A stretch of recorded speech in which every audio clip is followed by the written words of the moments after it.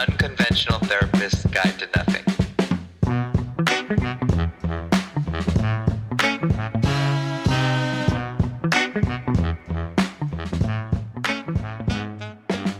Hey everybody, welcome to the Unconventional Therapist Guide to Nothing. I am your host, Dave. I'm joined with my co-host here, Greg, aka the Dark One. How you doing, Greg? I like that nickname. I don't know if it really hits the nail on the head, but I think if any of us is the dark one, Dave, It's you. You Darkness Dave. No, it's you, Greg. You are dark. The alliteration. Gregs, you know a lot of dark Gregs? Yes. At least one, I guess. I know one right there. All right. Speaking of that, Dave, I think let's just get into it because, I hear a little something in your voice. Maybe like a raspiness. No. Kind of erotic, if you ask me. But no, Really? you sound, maybe you're a little under the weather. Are you feeling all right over there? Yeah. It's not a raspiness. It's a nasaliness.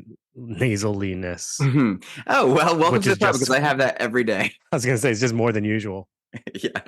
Yeah. So, Dave, let me ask you a question, and you answer it in that nasally voice. What word comes to mind when I talk about like the Victorian era? Well, not just like that's part of it, but like wrought iron gates and Spanish moss. Now, these are just my thoughts before even doing any research at all. Weeping willows and graveyards and bats and cathedrals covered in gargoyles, red velvet, like this dark sort of opulent, ethereal aesthetic. Like, what are we talking about here? What would you dreams? Oh my God. That's not. Nope. Oh, my bad. Maybe. I don't know, right? I mean, some of those things, red velvet. The way you were talking, it feels a little rough. It made me very uncomfortable. Sorry, but that's what comes to. So you don't think of anything sort of. I don't know. It's funny that you say that though, because I think that's, you're right, Greg. A word is coming to my mind right now. It is. Is that word Gothic? Yeah, or goth. But it's funny though, Dave. All kidding aside. Yeah, or goth. All kidding aside. What was that? Yeah. I can't help it. I think that what's left out of this whole thing is maybe a little bit of sexuality. I think that's kind of a part of it, in a sense. I don't know. Why do you have to always sexualize everything, Greg? I don't know, man. It's just every time you look at me, every time you talk to me. Sorry. I'm a gross person, Dave. You are. You're gross. I'm a gross individual. So what are you getting at here, Greg? Well, I mean, I want to get into the whole Gothic debate, and what's interesting to me, first of all, and we'll get into this, is if you had to guess, what's the predecessor, and what came first, Gothic or Goth? If you had to guess. I don't have to guess, so I know the answer. Oh, okay. All right. So before you did any research, what would you have said? I mean, I would have thought Gothic because we think of like Victorian Gothic era, right? Yeah. And then we think of like, but I didn't know there was an actual, which you'll talk about. It is the start of spooky season. Mm-hmm. So obviously everyone knows that is a very exciting time of the year for me. I am sitting here feeling under the weather, but I'm still filled with joy. You know I know why I'm filled with joy? Because I'm drinking. Oh man, it's all messed up in my camera. I'm drinking Mountain Dew Voodoo because that only comes out in the spooky season. And I am all jazzed up on Mountain Dews right now. Yeah, you are. Proud sponsor of the podcast. It is not, because that would be nice. It's not, but hey, Mountain Dew. I drink your Voodoo every year. I'm always guessing this mystery flavor. And this year I'm going to take a guess. I'm going to say it's Skittles. And? Oh yeah, baby. Taste the rainbow. Okay. And forewarning to all you parents out there, Tim Burton has been making your kids goth for years. He might be the originator. He might be the originating goth baby maker.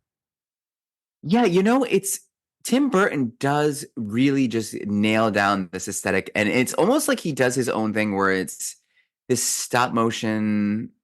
Not in all, obviously. It's not even. Yeah, he does it. Yeah. I'm gonna get into it later, but like Tim Burton is the man. He is very goth. It's awesome, right? So do you want me to take it from the top here? Take from the chorus. All right. So the origin of the word goth, right? Where does it come from? So we're gonna have to go back a little bit. Goth, it might be familiar to you in a couple different ways. To me, Proceed. Go on. well, I was never thinking of it in terms of this, but the Roman Empire, you've heard of it, right, Dave? Oh, I think I've heard of that. Okay, yeah, no, well known. There were Germanic tribes that were a thorn in Rome's side towards the end, and these are barbarians, blonde hair, blue-eyed barbarians, make no mistake, which is not something you typically associate with Goths. I'm just from my point of view, right?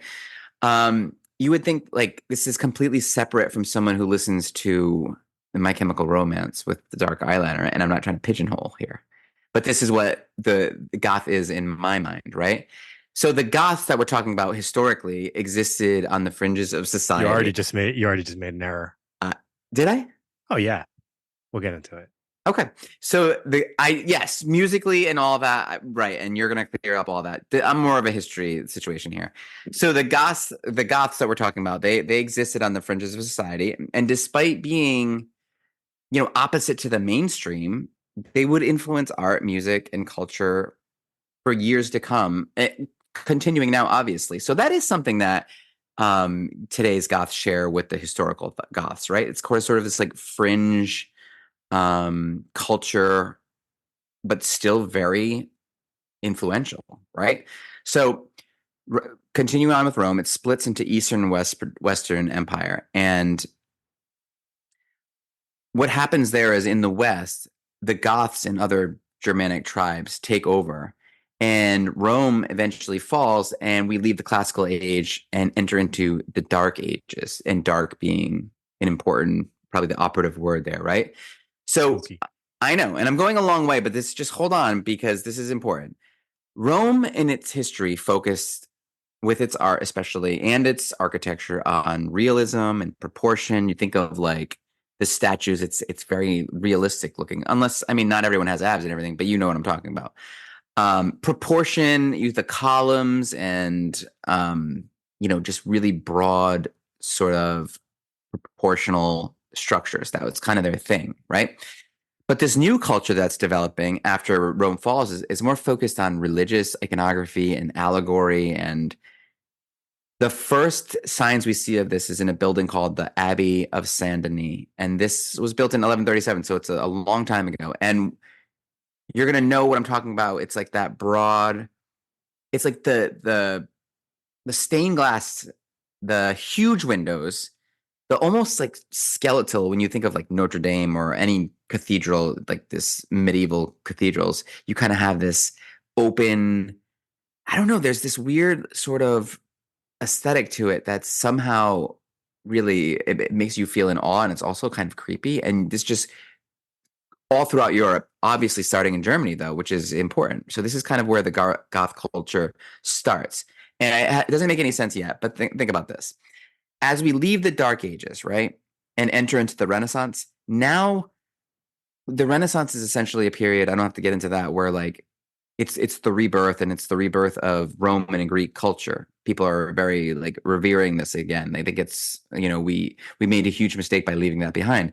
So in the same way, Dave, you and I would be called out by a millennial about like ankle socks, or like, we'd be called a boomer for different things. A man named Giorgio Vasari writes in this book called Lives of the Artists. He writes the word Gothic for the first time. That's the first time anybody have ever used the word Gothic. But the way he uses it as an insult to dismiss this, like these beautiful cathedrals, this architecture that's going out of style, right? So Goths drove the word Gothic to be, represented in culture. And it represents, even in the architectural sense, it represents sort of like a pariah, like something that is outside of the norm, something that's, separate and othered. It's very interesting. I think that's a fascinating explanation of how the word Gothic came into the, vernacular, right? What do you think? So yes, and Greg, the word Goth itself was derived from where? It's German. Okay. Have you heard of the Ostrogoths? Yeah, so Ostrogoths and Visigoths. Yeah. What are they all about?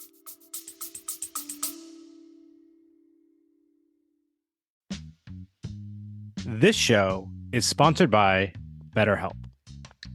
You know, Dave, it's time for the kids to go back to school where they can learn and grow. It's a great opportunity for them. But as adults, we lose that curiosity, or at least we think we do.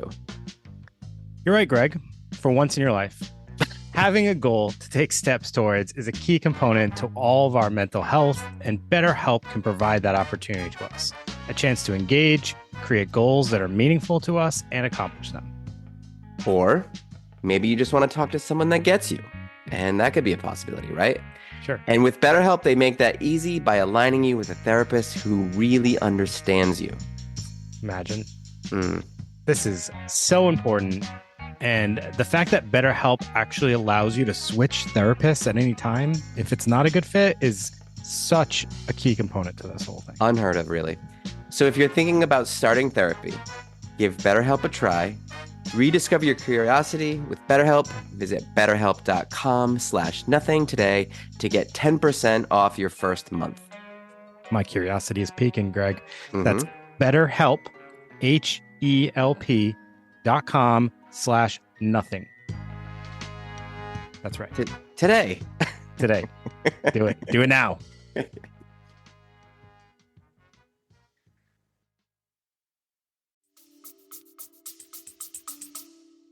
It's sort of one's a Western, so the Ostrogoths were Western in the Roman Empire, and then the Eastern side there were Visigoths. It's not really super important. Yeah. But yeah, they're factions. And it's not just that. There was like Franks. There's all kinds of tribes that, you know, where they were at that period in history. Like you can kind of like look at the map and their names are sort of still represented over there.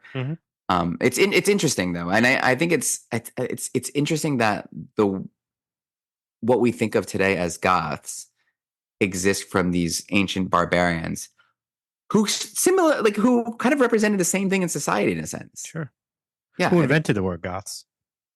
Who invented the word Goths? Yeah. What does it mean? And what does it translate to? I don't know. You must know. Moses. Oh my God. It all comes back. And it translates to the 10 Commandments. Go ahead. Yeah. So this is good job, Dave. You're welcome. That Mountain Dew is doing you well. I think more important than like the art, I mean the architecture is literature. And this is what really interests me is the Gothic literature and the visualization and what kind of images come to mind, right?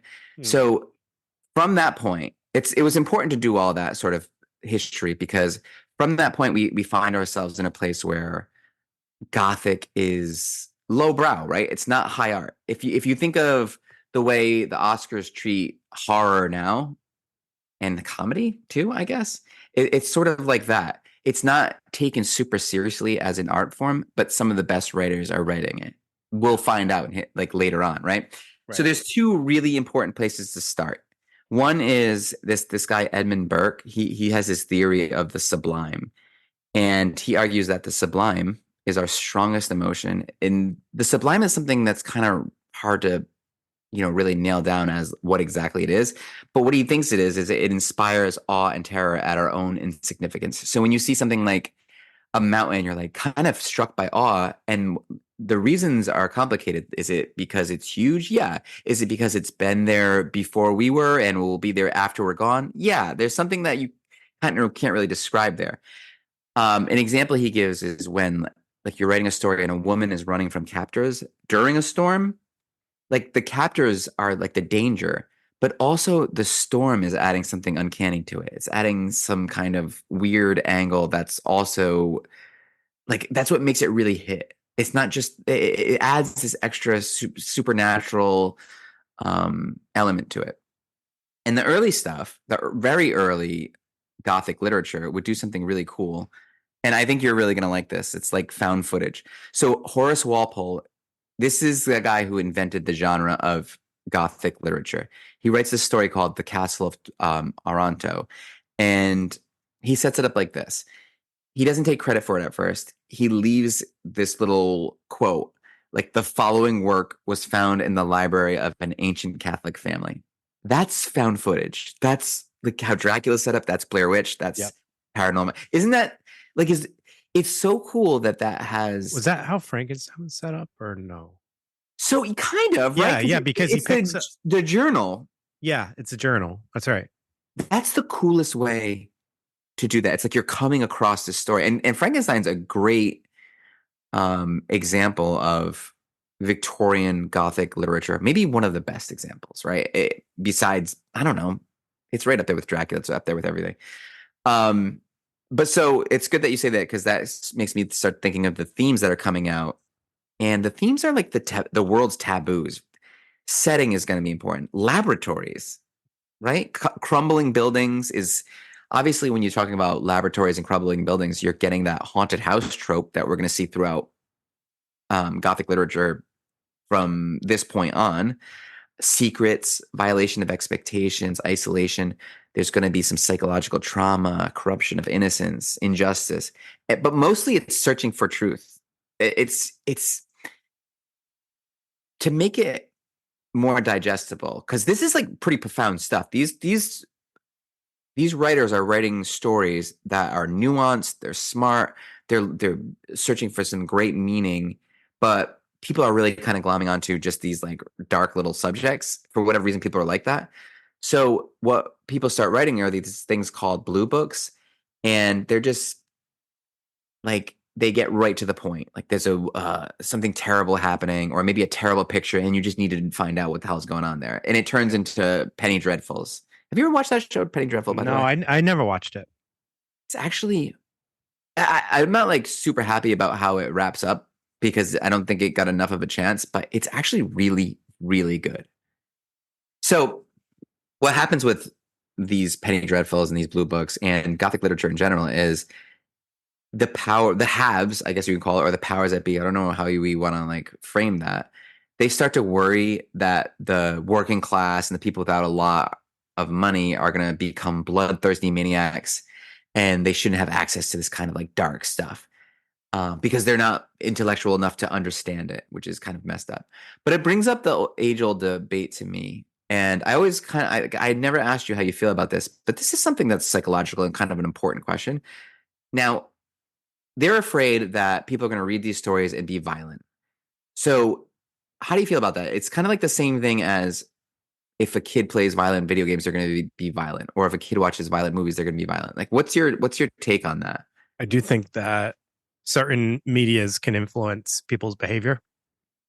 I don't know that I've ever thought of it in the realm of books. That's true. It's a different way of digesting information, but I do have some thoughts about video games in particular, because of the way that you process and you're like immersed.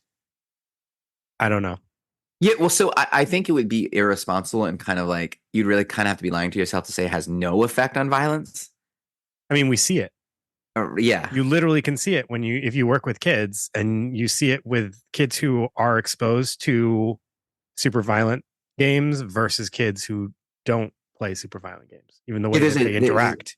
It's like you're desensitized to like kind of things you probably shouldn't be desensitized to. Yeah.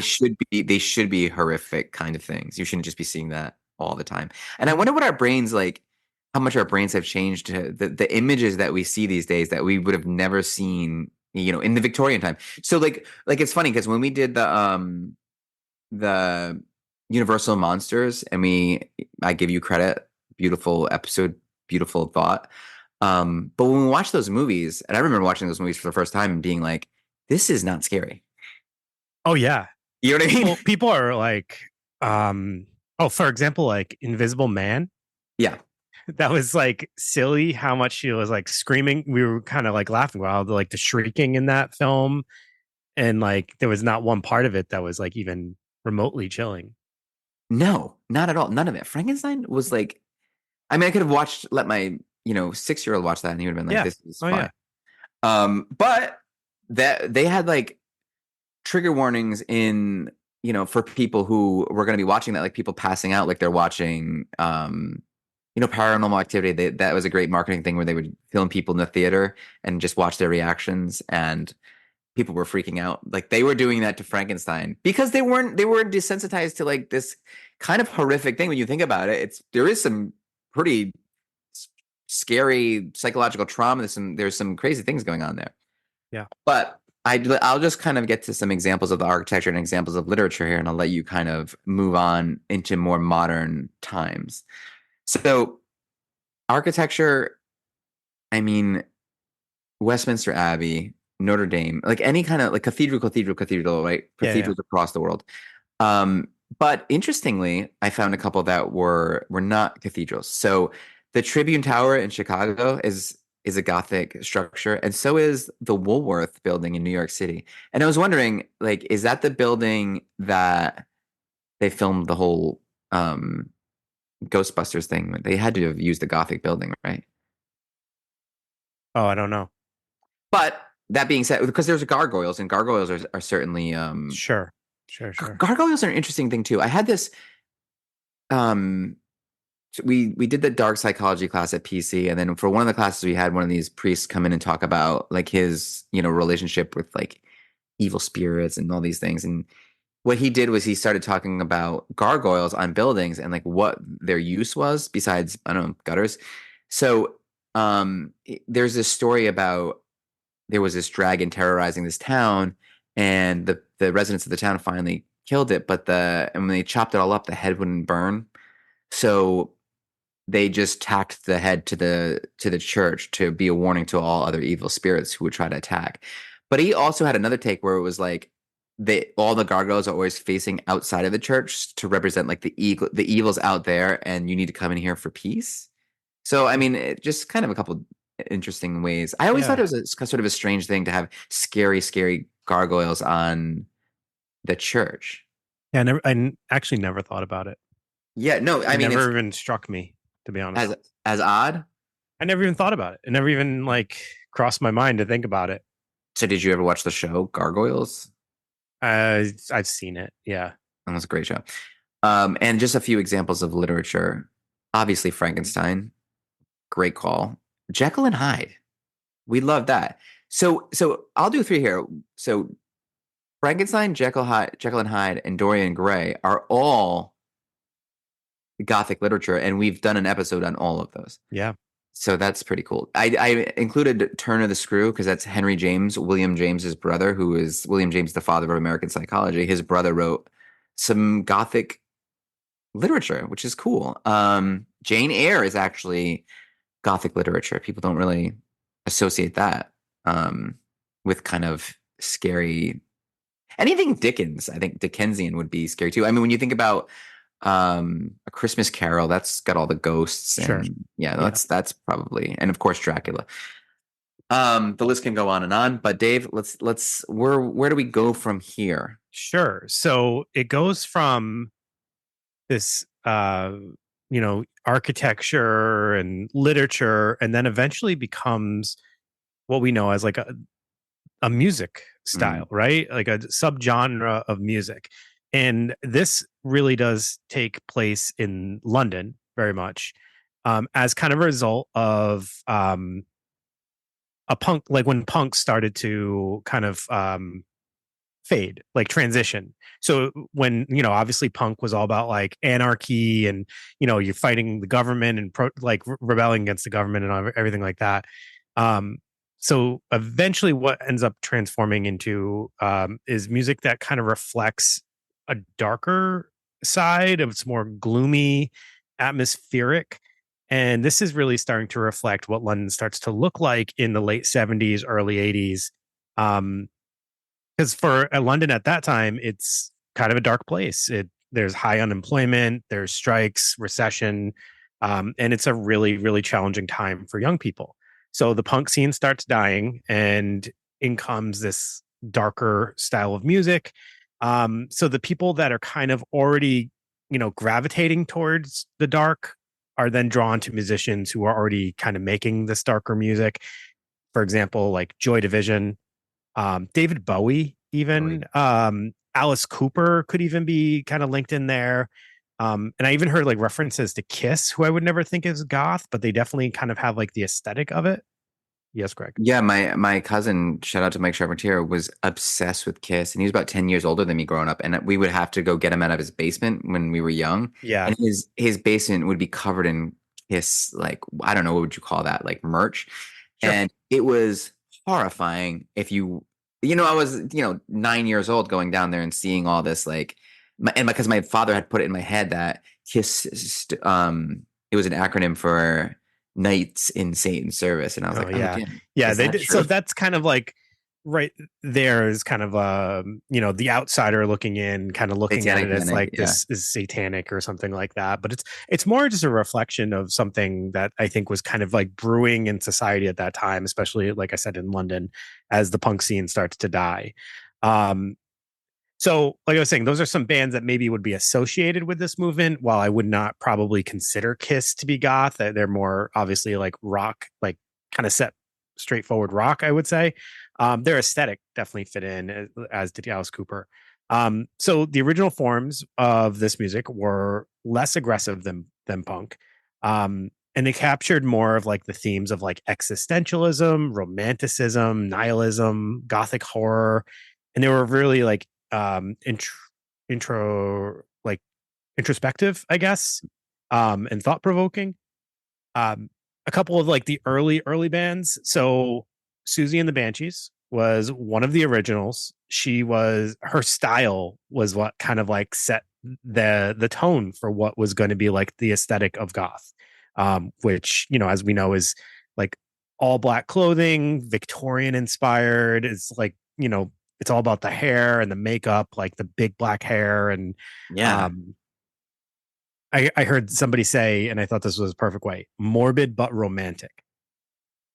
So kind of picture this. It's like, it might be like fishnets and it's I really it's like, it is very like morbid but romantic, just screams Bela Lugosi. well, ironically, speaking of Bela Lugosi, so at first goth was like something that even people who definitely were inspired by this music and the style, who were kind of encompassing it, they weren't willing to take the label of goth. It wasn't something that you wore as a badge.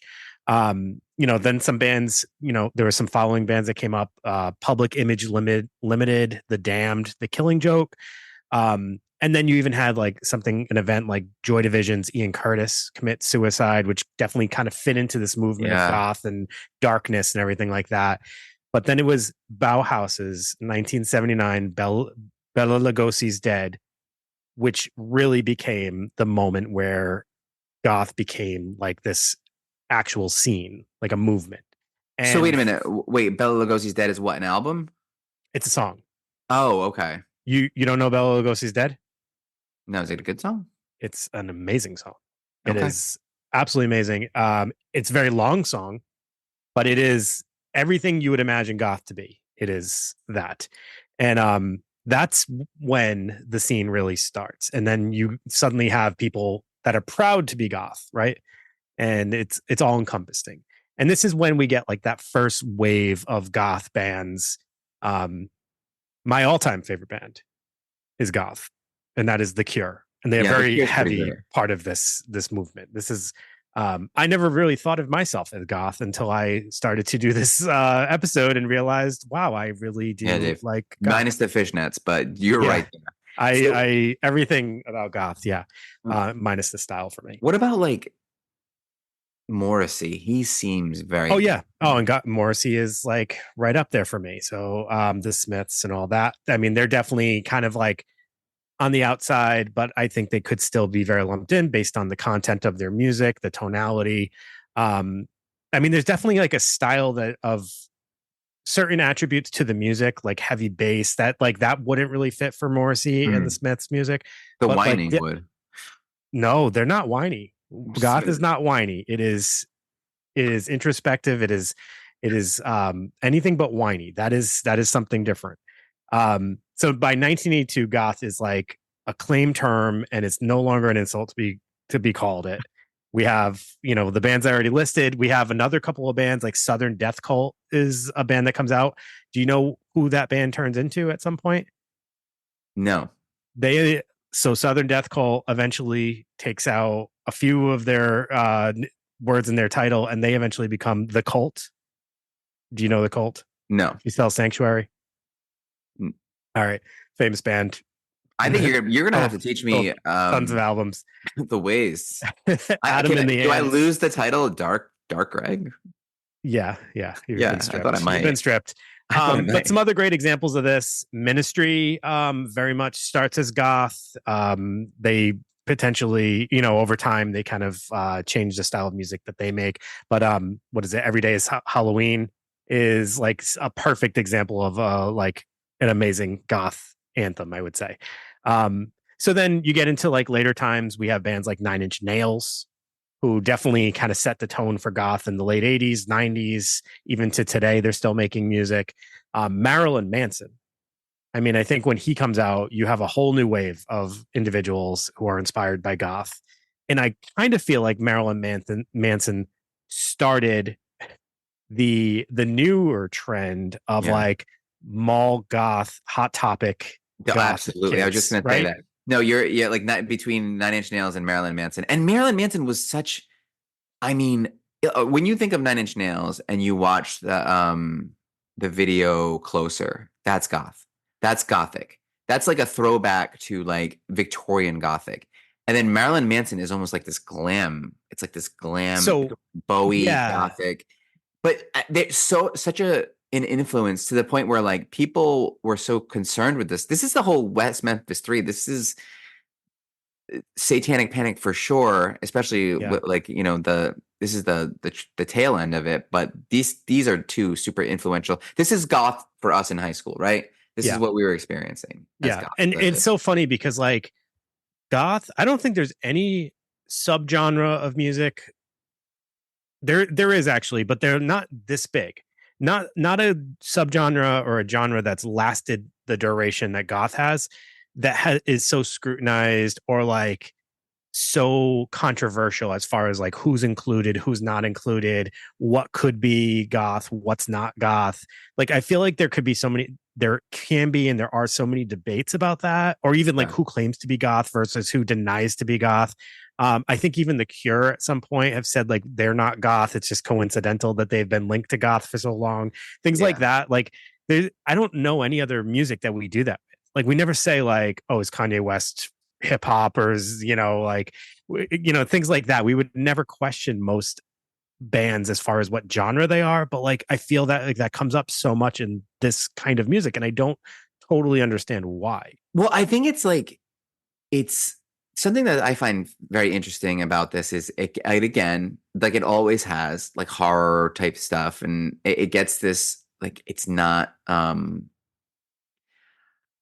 received the same way as like other music would be more respected or revered, where I think that this kind of music really is getting to the truth of things. And with the original literature was truth searching literature, and what's more truth than like pain and like sadness and depression and like its connection to life and its connection to death is so close, right?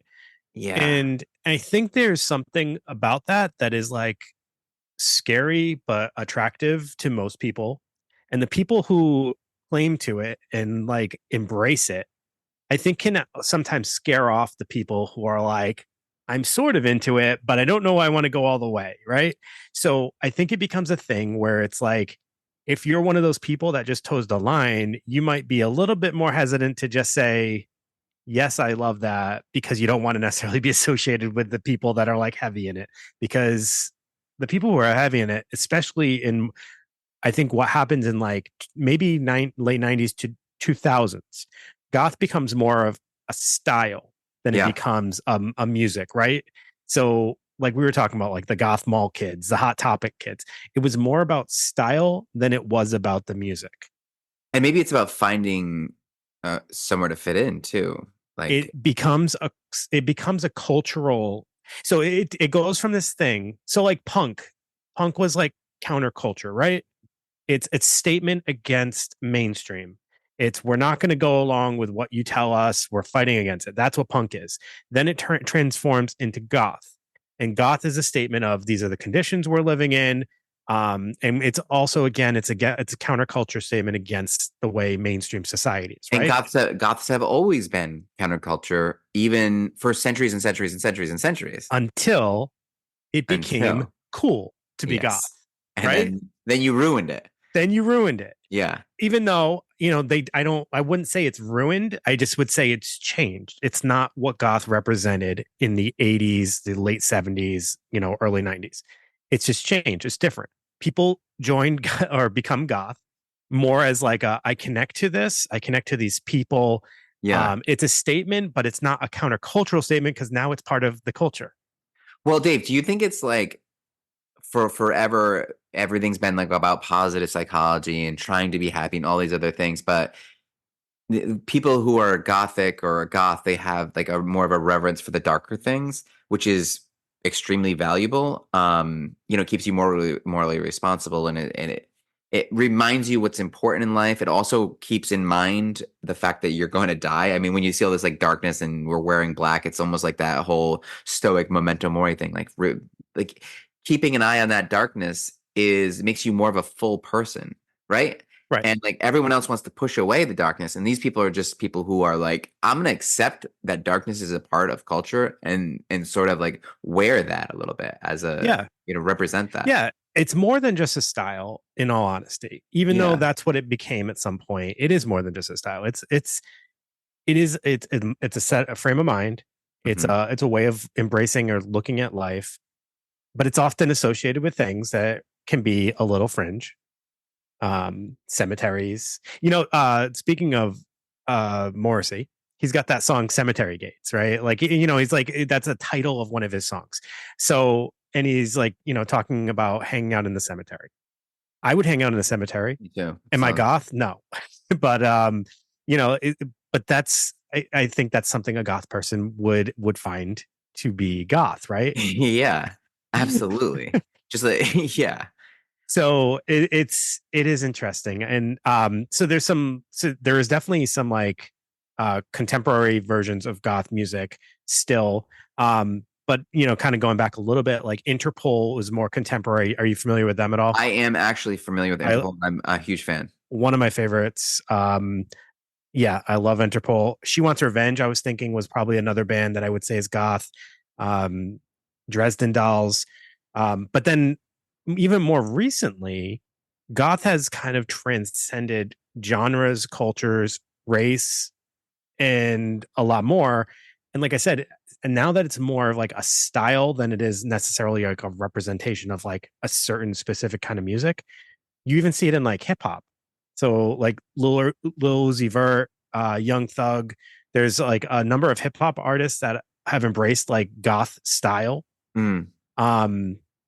We see it in fashion today with people who wouldn't necessarily be considered goth, but like at the Met Gala this year, which is an event that's all about influencing with fashion, Zendaya, however you say it, and Charlie XCX, they both were wearing like goth style in their attire and stuff like that. So it's definitely like transcended into pop culture and different genres of music and things like that, which is very interesting.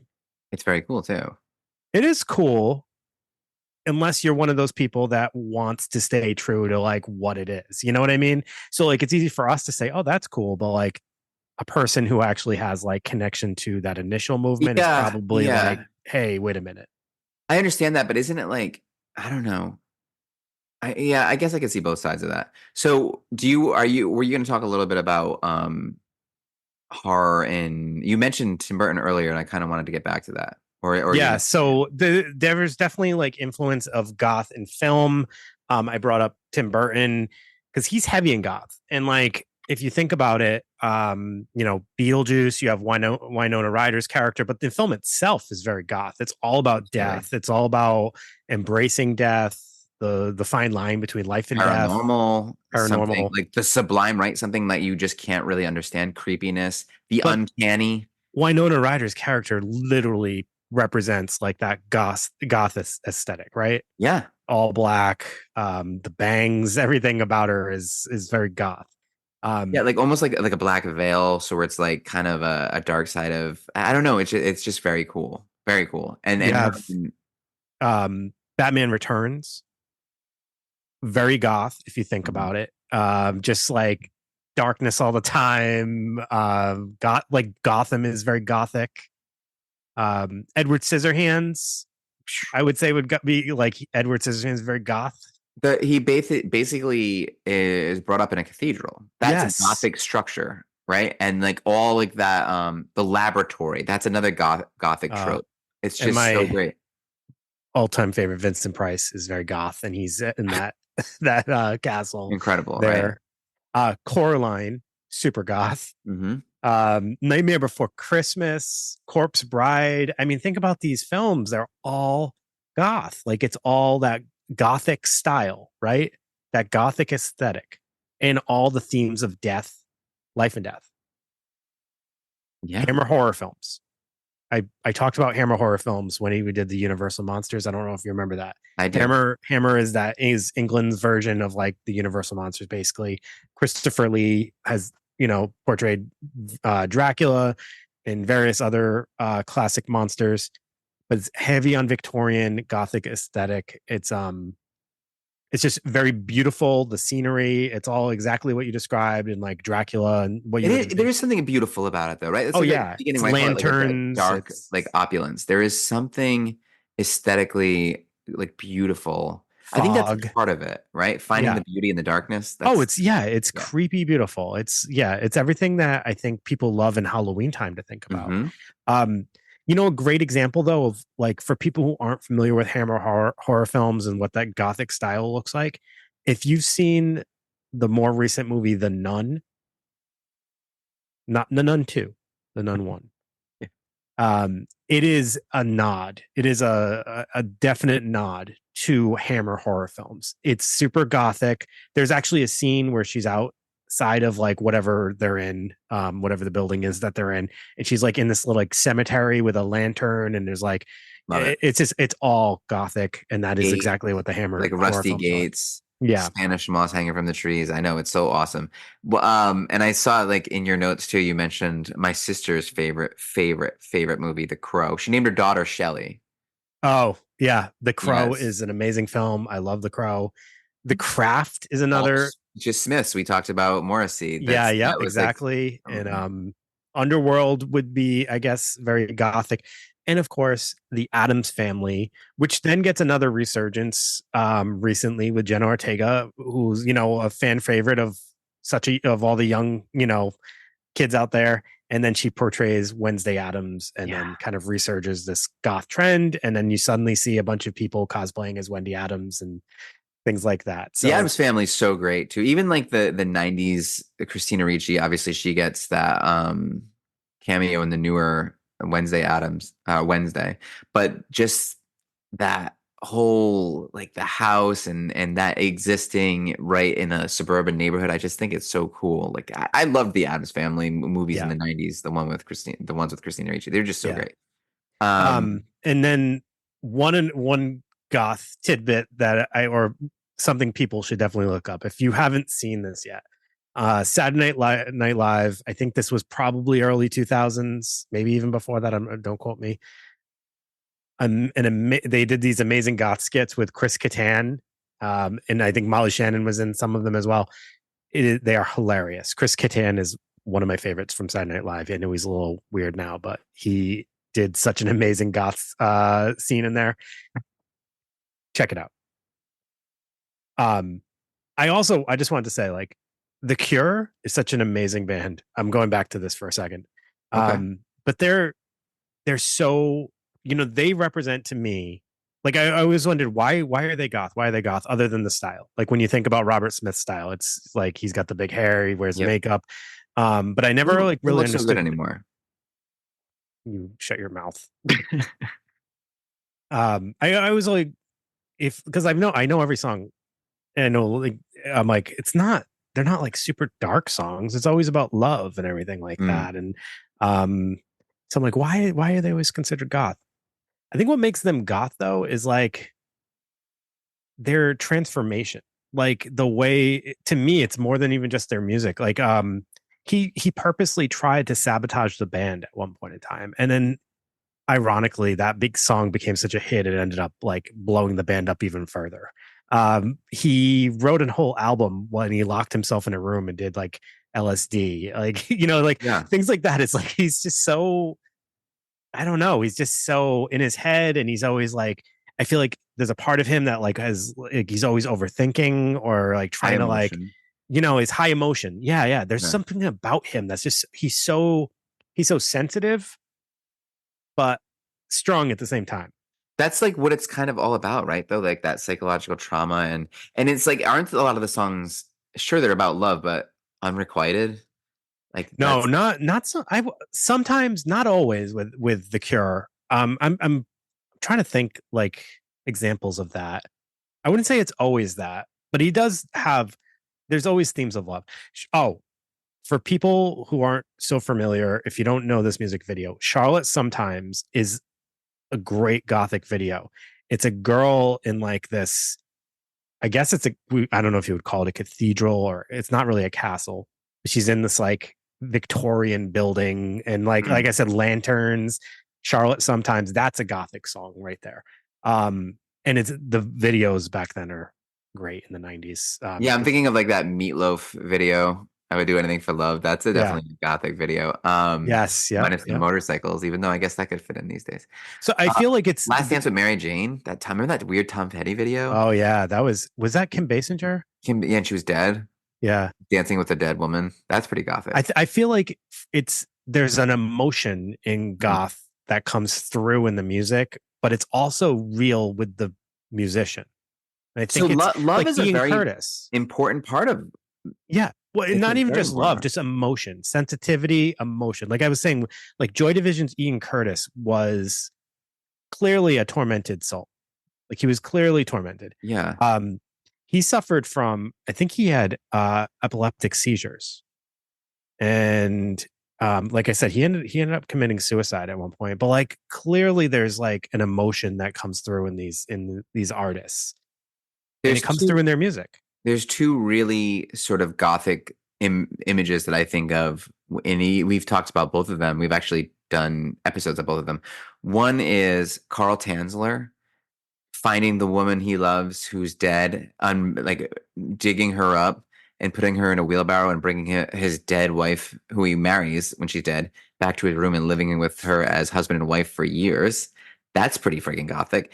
And so is, Robert Johnson, who made a deal with the devil, but the person who gives him instructions to do it is someone who's like sitting on top of a gravestone in a graveyard. It's just like picturing that it's very gothic. The crossroads and just the night in the South. I don't know. It's just it's all very interesting to me. You're right though. There's something, and I think that's what the Edmund Burke was trying to talk about with, you just can't put your finger on it. It's that sublime. It's sure, it's an emotion, but it's like awe and terror. So you're saying two things, like awe, which is, supposedly a good positive emotion, and terror, and it's essentially the same emotion. And that's where you get like this gothic sort of feeling, awe and terror. So what ends up happening though with the music itself is it becomes like like any style of music, there becomes little sub genres of that style of music, and then it kind of transforms into all these different things. And the reason why I said earlier, you had mentioned My Chemical Romance, and like I guess some people would probably associate them more with pop punk or with like emo, which I guess emo has a connection maybe to goth music, but I wouldn't say emo is goth music, and I wouldn't say like screamo or pop punk is goth. Now you're in the weeds. Emo and goth is, I thought we were kind of synonymous. I guess not. I think even the listener this is a listener recommended episode, and I think they even clarified that, Greg, for you. Okay. I'm a boomer, so it's hard for me sometimes. You grew up with emo in the emo time. You just didn't listen to it. I don't think maybe we would say emo. No, I know we did, Greg. I'm the same age as you. But I think we would say emo, and maybe for just speaking for myself, obviously. I think that emo was more whiny. You said whiny. Yeah. Goth is not whiny. Bauhaus was not whiny. The Cure is not whiny. See, you have a better grasp of it because you see, maybe the music spoke to you and taught you more about this subculture than it did for me, because I kind of wasn't involved in it. You were too busy listening to Leonard Skinner. I was listening to Chumbawamba. Chumbawamba. Yeah, no, I was listening to like Led Zeppelin and the Beatles and stuff when in high school for whatever reason that really was popular with my group of friends. Yeah. Grateful Dead, a lot of You Grateful Dead. were too busy wearing Tie-dye. shell necklaces and That's right. You're hacky absolutely. sack You know what? You're absolutely right. with your Jesus cruisers on My toe ring. Yep. in your cargo shorts. Yes. Look, you're not far off. My 17 hemp necklaces. Yeah. With the huge bead the size of a grapefruit. How was that bowl haircut that you had? Oh, I had a bowl haircut too. Yeah, well, Not at that point though. Like I definitely had the bowl haircut, but left the bowl haircut behind in ninth grade. And I remember I stepped into ninth grade and everyone was like, "Wow, that is a different person." Your hair fell out. No, it didn't fall out. That was like that was 4 short years later. I'm around, but I had some good years. I have to say, had a good run. I did have a good run. So yeah. So Greg, Mhm. what is it about goth that connected people? Is it the same today, the same reason today as it is back in the 80s or in late 70s when it started? What is it? I mean, it's to me, well, I can put it to you this way. Researching this whole thing made me think of this book that I read, well, half of it, and it was about this guy. It was kind of like a traveler's journal, and it was this guy who, instead of taking his family to places like Disney and all kinds of places, he took his family to places like Hiroshima and Auschwitz and just all these really dark places. And I thought it was so interesting. But he did that because it kind of like unmoored him from his mundane life. It kind of made him have some more respect and love for his lifestyle and his family, and it made him, all the loss and the pain made him think of the things he should be grateful for. And it just kind of that whole idea, almost like Jungian shadow work, where you shouldn't be pushing away all the darkness. Sometimes you got to like look at it a little bit, keep it part of your life so that you don't forget. And sometimes the darkness is useful. It's a useful part of you. It's part of you. So, I mean, that's kind of what it still represents to me. That's always something that people should revere as a part of the human experience, but have like a healthy respect for, and keeping an eye on it helps us be careful with it. It's almost paradoxical, right? Like the people who are always trying to, like when you watch these like not scary, but like when you watch, I don't know, like a modern movie about this kind of stuff, and maybe the person who's what would you call them? Like a preppy or rich kid, the well put together kid. That's usually the darker figure. That person that's completely hiding from all this stuff. And the goth kid's usually kind of pretty good. Well, that's because, and I think if you look from like the goth movement, like the movement itself, there's nothing scary about it. It's not about scary. It's a connection. There is a connection to death, life and death, like we said, but it's not scary because they're embracing it. Yeah. Like Parker Posey in Breakfast Club is not a scary character. She's a loner. Yep. They're like kind of embracing that, like life is pain, life is suffering. I don't have a lot of friends, kind of like, that loner vibe, right? But like, there's nothing scary about her character, right? Not particularly. You were scared of her? No. I was no. But I guess the other guy, was it Judd Nelson? I mean, he's kind of a goth too. No, he was like the bully. Yeah. He was supposed to represent the bully, the jerks, the punks. He's that punk. He is the punk. Well, she's the goth. Then you got the prep. Oh, that's cool. Yeah. And you got the jock. Molly Ringwald would have been like the preppy goody. And Maria was the jock. Yeah. You had every archetype right in there. So I guess in my view of this, like connecting with like the movement itself versus like the history of the goths, I think that like when it went mainstream, it lost some of the connection to what it originally was. And I think now what you see is like, to me, there's still like the mindset of goth is still present, and it's just different in different places than like the aesthetic of goth. So like for example, there's plenty of people making music that I still think represents what goth represented back then. It's just transformed into different variations of music. Like, I'm going to name a bunch of artists that you probably don't know, and some of them passed away, like Juice World and like Lil Peep. Those are like hip hop artists that made like super dark, but like dark because it's like connected to life and death. Like they have a lot of themes about dying and things like that in their music. But there's music being made, I think, that has like those themes still. It's just not in the realm of goth because I think goth became kind of mainstream, which is against what it but like represented. what's sad is like maybe because goth and all these movements they kind of reflect what's going on in culture, and culture now is kind of lost a lot of its deeper meaning. Sure. It is kind of vapid and it is kind of surface level, and everything is there's no like the whole thing of like searching for truth. That's part of like the gothic nature. Like what is truth? Like what is the point? Like what is all these things? And it's like it nowadays more than ever, it's so hard. Like in a time where information is like at our fingertips, it's so hard to know what the truth is because there's always more than one truth. If you're whatever truth you're looking for, you'll find. So then there is no truth. Yeah. It's a scary time. It's sort of a scary time to be alive. So, I mean, it's hard to have any kind of deep, meaningful reflection of that. And I don't know what that says about the state of our Great culture. question. So, any final thoughts? No. Aside from, it's I don't know. I think there's something valuable about looking at the dark side, like I've said a million times. And I'm excited that it's Halloween time and we get to kind of do this for a little bit. And instead of making us scared and freaked out, it's actually super enjoyable to do this. So, we're going to take a little bit of a different turn right now.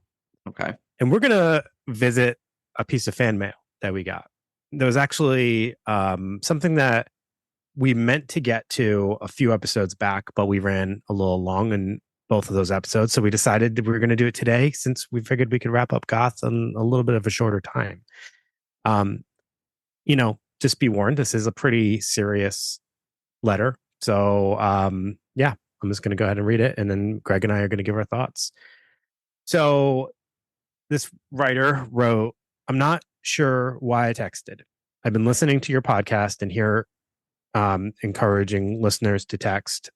I have 49 years of crazy, mean shit that I've been through.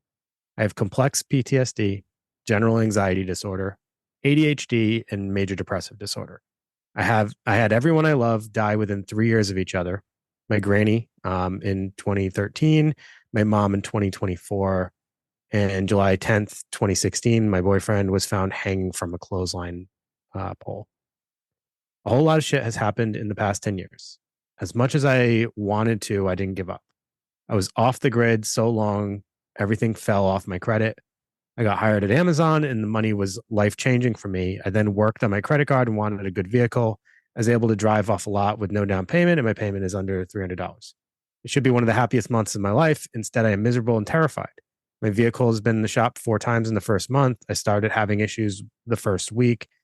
It's just been a nightmare from the beginning, and now all I want is to take this Buick back and put me in something that I'm not going to have problems with. I'm on the verge of losing my job at Amazon, having daily anxiety attacks. I don't have any family to help. Not sure what, if anything, y'all can do to help, but I hoped y'all can. Okay. First off, heavy. That's a lot of stuff that you've been through. Yeah, when you said a lot of stuff has happened in the last 10 years, I mean, just the overview of the losses and all the stuff that you just mentioned, that's a lot for anyone. Mm-hmm. So clearly, empathizing on that end. It's funny because like so many times in life, we get to this point where, we think things are starting to finally get into a good place, right? And we get our hopes up. And then as soon as something negative happens, it's like, I'm right back there again. I think it's important, and I'm hoping this doesn't sound minimizing. Life is always going to have pain and suffering. Um, and we can choose to focus on that pain and suffering and make that our existence, or we can understand that the pain and suffering is a part of the experience, but there are other things happening along the way as well that we should be looking for. So, you know, one of the things I'll often ask people is, in between these moments where these negative things happened, are you telling me nothing positive has happened at any point in your day? Nothing good, nothing mediocre, nothing just so, nothing went exactly how it was just supposed to go, and nothing more, nothing less. I would assume that at some point, maybe you would have had one of those experiences. And the thing when you start to look for those things, what you do find is they're happening way more often than you even realize. It's just our human brain is triggered to and like wired to just look for those negative things. The Right? negative bias. Yeah. It just always. So that's for all of us, first of all. But, not to take away from anybody's pain and suffering, because any of those things would probably, be enough to, cause a person some distress. But it's important to remember, you can either choose to focus on those things and let those things become your existence, or you can, like I said, kind of move forward and start to continue to try to look to the future and that next positive thing, or the next thing that just went okay, and try to keep going forward and continue carving your path in life, knowing that at some point there's going to be bumps in the road. At some point there's going to be some troubling event that's going to happen, and that's okay. That doesn't mean that has to end your journey. That doesn't mean that just because the car's in the shop, that everything is going to go down the tubes. We have to understand that like that's going to happen, and then all this other stuff still needs to be taken care of along the way. I still need to move forward. That is a lot though. So, I hope that this, like I said, this was a few weeks that this was written to us. So I hope that this person is still kind of continuing to go forward and not allowing those road bumps to completely block their way. No, Dave, that's actually really well said. And the only thing I would add is that we have been thinking about you. I hope that you understand that the nature of the text feature does not allow for us to respond back. So we couldn't have done that if we wanted to, and we would have if we could have. That's for sure. Yeah, ideally is like, if anyone listeners are like, why are they reading this out loud? This sounds like a private conversation. We can't text back to someone that goes writes to the fan mail. So this is the only way we can communicate with that person that wrote this. Yeah, and we want you to know that we listened and we thought about it, and we're thinking of you, and we're hoping the best for you, and you're not alone. We talk to so many people who are going through similar situations, and we're all kind of in this together, and to just keep pushing forward, like Dave said, and try your best. I mean, you have to understand too that like you do have that agency that you use to sort of get yourself off your feet and get a job at Amazon and get a car and not have to put any money down. Like these are all incredible accomplishments that you were able to do. So like, let's not like discount that and try to parlay that into something else. I mean, that agency is what's going to keep you going, like that, finding what's important and just keep working towards that. That's rather than looking at those events as things that are like finalized. Those events are actually just proof that you can continue to make improvement to your life. Like the Amazon job, even if you lose that job, which hopefully you don't, and hopefully you didn't. But if you did, that does not mean that is the final job you will ever get in your life. That it's actually more of a moment that happened that kind of showed you can get a job. And everything that you go through is making you stronger. And then it's hard to see that, but the panic attacks are a product of a couple of things, right? So fear, right? It's all that what ifs. And if you're constantly focused on everything that's going wrong in your life, I can only imagine what those what ifs must be looking like, right? Like, oh my God, I'm going to lose my job. Oh my God, my car is like, going through all this. I'm losing so much money through all this process, all that stuff. That's where, that fear comes in, because it's like, what's going to happen next? What's going to happen next? That's why it's like really important that like we're talking about reframing the way that you look at life, reframing the way you're looking at your days, trying to find those moments of positive. Even if that moment of positive is you go through a drive-through to get a coffee and your coffee's actually made the way you ordered it. Honestly, that's an achievement right there. Because how many times you go there and it's like the wrong thing on a day you really needed that coffee, right? So like those moments are things that like help us kind of remember, like, all right, not everything's going to shit. What else do you think about the panic attacks, Greg? What would I be a mean, word of advice if someone's telling you have the panic attacks? I know you're so good with that stuff. well, I mean, the way I view panic is just never retreat from it. Always, never let it slow you down. And every single one you have is an opportunity to never have a panic again. Because every time you retreat from it, it's signaling to your brain that you're right. There's a lot of negativity out here, and it's almost like that's just trying to protect you. That panic is just trying to protect you, but you have to sort of get in the frame of mind of I don't. Thank you for trying to protect me, but I have things I need to do, and in order to change my life for the better, I need to get out there and face these things. Yeah. It's so hard. I would love to have like a sit down conversation with this person. I know we would both like to, and just kind of like really kind of hear what they have to say back to these suggestions, because it's like when we could take the conversation in a different way. But maybe it's enough to know that we're hearing you and we do care.